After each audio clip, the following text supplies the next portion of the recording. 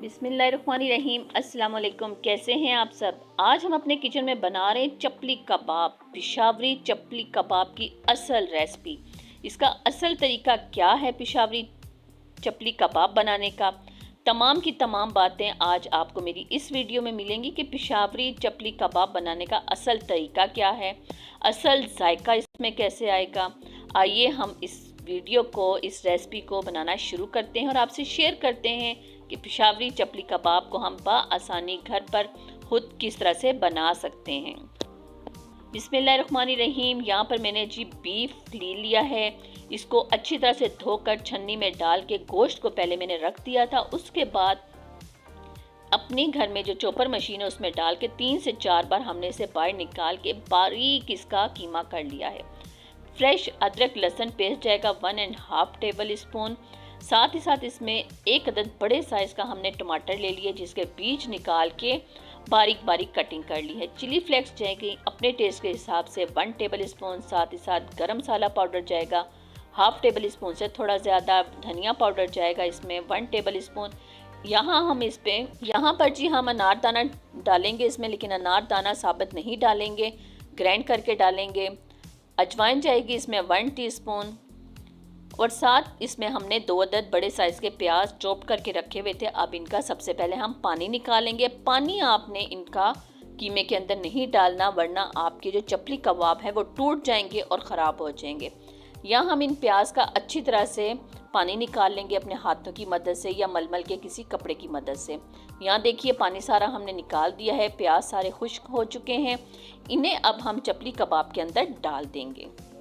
अब अक्सर कहा जाता है जी इसमें आप मकई का आटा डालें, इसमें आप बेसन का आटा डालें, लेकिन नहीं। सबसे पहले हम यहाँ नमक डालेंगे हस्बे ज़रूरत। मैं यहाँ पर गंदम का आटा इस्तेमाल करूँगी।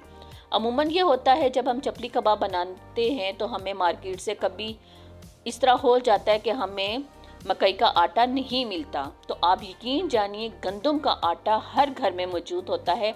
2 से 3 टेबल स्पून वो डाल लीजिए कीमे के हिसाब से, और 1 अदद साबित अंडा इसमें डाल दीजिए। अच्छी तरह से मिक्स करके इसे मज़ीद 1 से 2 घंटे के लिए रख दूंगी। आप देख सकते हैं कितना नरम और मुलायम हमारा ये मिक्सचर रेडी हो चुका है पिशावरी चपली कबाब का। इसे कवर करके 1 घंटे के लिए हम रेस्ट दे देंगे।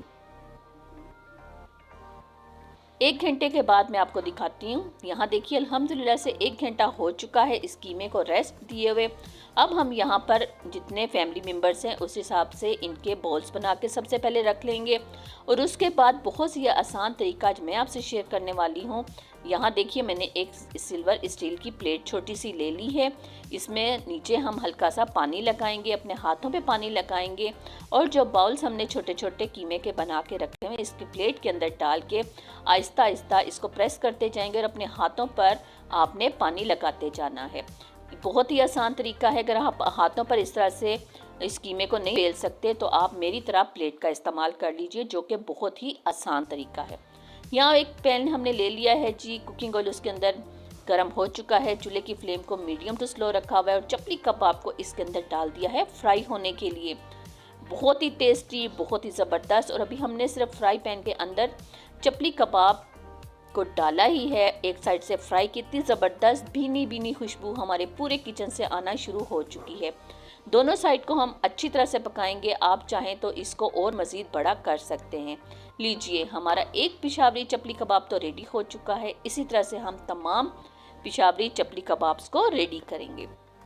साथ हमने बना ली है जी पुदीने की चटनी और मज़ेदार सा सलाद। यकीन जानिए बहुत ही नरम, जूसी और स्पाइसी हमारे चपली कबाब बनकर रेडी हो चुके हैं। अंदर तक हमारा जो बीफ है वो आसानी के साथ गल चुका है। साथ ही साथ माँ के अनमोल खाने में जो नए आने वाले हैं, सब्सक्राइब, लाइक, कमेंट जरूर किया करें। बेल आइकन के बटन को क्लिक करना हरगिज़ मत भूला करें। इस तरह से हर नए आने वाली वीडियो का नोटिफिकेशन सबसे पहले आप तक पहुँचेगा। पिशावरी चपली कबाब की रेसिपी को ज़रूर ट्राई कीजिएगा, और ट्राई करने के बाद ही हमें कमेंट्स में ज़रूर बताइएगा क्या आपने मेरा तरीका इस्तेमाल किया है जिसमें हमने गंदम का आटा इस्तेमाल किया है, मकई का आटा हमने इस्तेमाल नहीं किया। साथ ही साथ हमें अपनी दुआओं में याद रखिएगा।